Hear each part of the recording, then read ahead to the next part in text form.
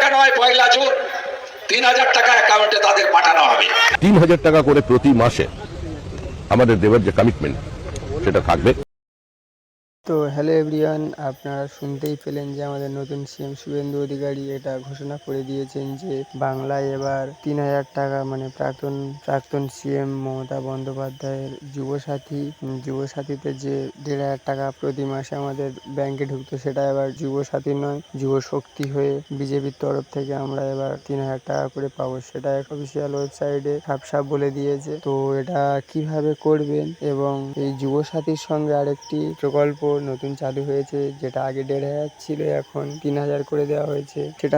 সেটা হলো অন্নপূর্ণা ভান্ডার। তো এই অন্নপূর্ণা ভান্ডারে আগে আমাদের প্রাক্তন সিএম মমতা বন্দ্যোপাধ্যায় দিত 1500, কিন্তু এখানে দেওয়া হবে 3000 টাকা। তো এই ফর্ম ফিল আপ কীভাবে আপনারা করবেন, কি কি ডকুমেন্টস লাগবে এবং কবে টাকা ঢুকবে, সব আপনাদেরকে এই ভিডিওর মাধ্যমে বলে দেওয়া হবে। ভিডিওটি স্কিপ না করে সম্পূর্ণ দেখে যান। কিভাবে ফর্ম ফিল আপ করতে হবে এবং কি কি ডকুমেন্ট লাগবে সেগুলি আমি আপনাদেরকে দেখিয়ে দিই। তো এগুলি করার জন্য প্রথমে আপনাদেরকে দেখিয়ে দিই কি কি ডকুমেন্ট লাগবে। তো ফার্স্ট, এখানে অন্নপূর্ণা ভান্ডারে প্রতি মাসে এখানে পরিষ্কার লিখে দেওয়া আছে অন্নপূর্ণা ভান্ডার। তো অন্নপূর্ণা ভান্ডারে প্রতি মাসে 3000 টাকা রাজ্যের মহিলাদের ব্যাংক অ্যাকাউন্টে। এটা রাজ্যের মহিলা মানে সব মহিলা, মুসলিম, খ্রিস্টান, সব ধর্ম নির্বিশেষে সবাই পাবে, যারা এলিজেবল হবে সবাই পাবে। তো এটার জন্য কি কি ডকুমেন্টস লাগবে এখানে বলে দেওয়া আছে। ফার্স্ট, আধার কার্ড, ব্যাংক তথ্য মানে ব্যাংকের পাসবই, তারপরে পাসপোর্ট সাইজ ফটো, বয়সের প্রমাণ এবং স্থায়ী বাসিন্দার প্রমাণ, মানে ওয়েস্ট বেঙ্গলের স্থায়ী বাসিন্দা যারা আছে তাদের যে প্রমাণপত্র আছে সেটা। তো এটা অন্নপূর্ণা ভান্ডারের ডকুমেন্টস। কি কি ডকুমেন্টস লাগবে এবার আপনাদেরকে আমি দেখিয়ে দেবো। যে যুবসাথী যেটা ছিল সেটা এখন হয়েছে যুবশক্তি ফর্ম ফিল আপে কি কি ডকুমেন্টস লাগবে সেটা আপনাকে দেখিয়ে দিই। এখানে পরিষ্কার লেখা আছে যুবশক্তি প্রকল্প, যেটা আগে ছিল যুবসাথী, এটা 10 পাস কর্মহীন যুবকদের জন্য প্রতি মাসে 3000 সরাসরি ব্যাংক অ্যাকাউন্টে ঢুকে যাবে। এখানে পরিষ্কার সাফ বলা আছে। তো এটা করার জন্য প্রথমে লাগবে শিক্ষাগত যোগ্যতার প্রমাণপত্র, মানে 10 পাস বা 8 পাস সার্টিফিকেট। তারপরে দ্বিতীয়ত বলছে বয়সের প্রমাণ, তৃতীয়ত আধার কার্ড, চতুর্থত মোবাইল নাম্বার, পঞ্চমত ছবি এবং স্বাক্ষর, ছবি মানে পাসপোর্ট সাইজ ফটো। তারপর লাস্ট যেটা লাগবে ব্যাংক তথ্য, ডিটিভি লিঙ্ক। ব্যাংক তথ্য মানে ব্যাংকের বইয়ের আইএফসি নাম্বার এবং ব্যাংকের অ্যাকাউন্ট নাম্বার, যেটাতে আপনাদের টাকা ঢুকবে সেটা এখানে পরিষ্কার বলে দিয়েছে সরকার যে পার মান্থ 3000 টাকা, আগে যেটা 1500 ছিল সেটা সরাসরি ব্যাংকে ঢুকে যাবে, ব্যাংক অ্যাকাউন্টে, এখানে পরিষ্কার লেখা আছে। তো আরেকটি জিনিস দেখিয়ে দিই আপনাদেরকে, যেটা দেখানো খুব জরুরি এই মুহূর্তে। আমাদের নতুন সিএম শুভেন্দু অধিকারী এবং মোদী সরকার, আমাদের পিএম, দেশের প্রধানমন্ত্রী, এখানে সাফ বলে দিয়েছে যে মোদী সরকারের নতুন প্রকল্প এই অন্নপূর্ণা ভান্ডার, যেটা আগে লক্ষ্মীর ভান্ডার ছিল, অন্নপূর্ণা ভান্ডার এবং যুবসাথী যেটা এখন হয়েছে যুবশক্তি 3000। তাছাড়াও আরো কিছু প্রকল্প নতুন এসেছে, যেমন বিধবা ভাতা আগে ছিল 1000 টাকা, এখন সেটা 3000 টাকা সব বিধবা মহিলারা পাবে। তারপর এখানে আছে বার্ধক্য ভাতা 3000। এখানে যুবশক্তি আগে যেটা ছিল যুবসাথী, সেটা যুবশক্তি 3000, যেটা একটু আগে বললাম। তারপর অন্নপূর্ণা ভান্ডার 3000। এখানে পরিষ্কার লেখা আছে যে প্রতি মাসে সরাসরি ব্যাংক অ্যাকাউন্টে আর্থিক সহায়তা সরকার আমাদেরকে দেবে। তো এটা করার জন্য কিভাবে ফর্ম ফিল আপটা করবেন, তো আমি আপনাদেরকে পুরো পরিষ্কার ভাবে দেখিয়ে দিচ্ছি। তো এটা করার জন্য প্রথমে এরকমই ফর্ম একটা সবাই পাবেন। পাওয়ার পর এখানে একদম পরিষ্কার আমাদের লেখা আছে মোদী সরকারের পিএম এর অন্নপূর্ণা ভান্ডার প্রকল্প ফর্ম আবেদন, এখানে লেখা আছে। তো এখানে পরিষ্কার লেখা আছে অর্থনৈতিকভাবে দুর্বল পরিবারের মহিলাদের সহায়তার জন্য প্রতি উপকারভোগী পাবেন 3000 টাকা। আগে যেটা পাওয়া যেত 1500 টাকা, এখন সেটা পাবেন সবাই 3000 টাকা। তো এটা করার জন্য ফার্স্ট এখানে ডান দিকের কোণে তারিখ, যে তারিখে আবেদন করা হবে সেই তারিখ এবং আবেদন নম্বর। তারপরে এখানে কিছু নির্দেশিকা দেওয়া আছে। তো নির্দেশিকা এখানে বলা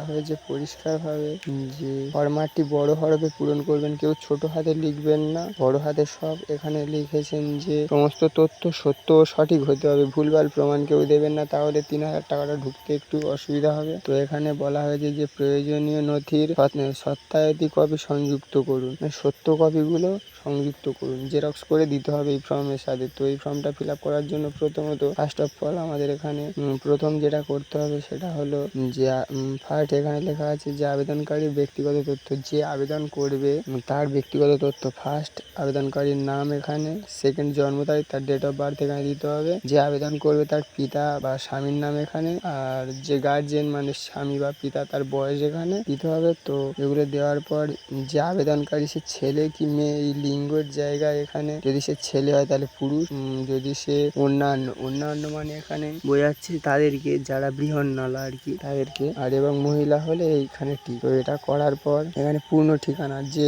আবেদনকারী তার পূর্ণ ঠিকানা এখানে দিতে হবে। পুরো পরিষ্কার লেখা আছে পূর্ণ ঠিকানার জায়গায় যে গ্রাম, এখানে পোস্ট অফিস, এখানে থানা, এখানে ব্লক বা পৌরসভা, এখানে জেলা বা এখানে এবং এখানে পিনকোড দিতে হবে। তো এইগুলো দেওয়ার পর দ্বিতীয়ত এখানে লেখা আছে যে পরিবার সম্পর্কিত তথ্য, যে আবেদনকারী তার পরিবার সম্পর্কিত তথ্য এখানে দিতে হবে। পরিবারের সদস্য সংখ্যা কজন আছে, রেশন কার্ড নাম্বার এখানে দিতে হবে, এবং এখানে যদি বিপিএল কার্ড থাকে তো এখানে বিপিএল কার্ডের নাম্বার এই লম্বা জায়গাটাতে দিতে হবে। তারপর এখানে আছে বসবাসের ধরন, যে আবেদনকারী যে আছে তার বসবাসের ধরন কি, সে কি নিজের বাড়িতে বসবাস করে তাহলে এখানে ঠিক, যদি সে ভাড়া বাড়িতে থাকে তাহলে এখানে, এবং অন্যান্য মানে যদি রাজ্যের বাইরে বা কোথাও থাকে রাজ্যের বাসিন্দা হয়েও তাহলে অন্যান্যটা ঠিক। তো এগুলি করার পর এখানে পরিষ্কার লেখা আছে বর্তমান পেশার সঙ্গে সংযোগ আছে কিনা, যদি সেই আবেদনকারীর সংযোগ যদি থাকে তাহলে হ্যাঁ, এবং যদি না থাকে তাহলে না। তার মাসিক আয় যেটা আছে সেটা এখানে দিতে হবে, যদি না থাকে